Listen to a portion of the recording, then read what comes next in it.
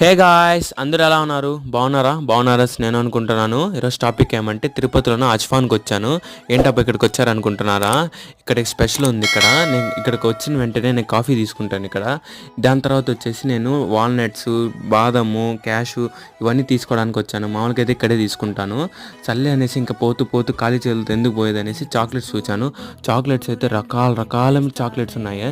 ఇవన్నీ చూస్తా అంటే నాకు వర్త్ అనిపిస్తుంది.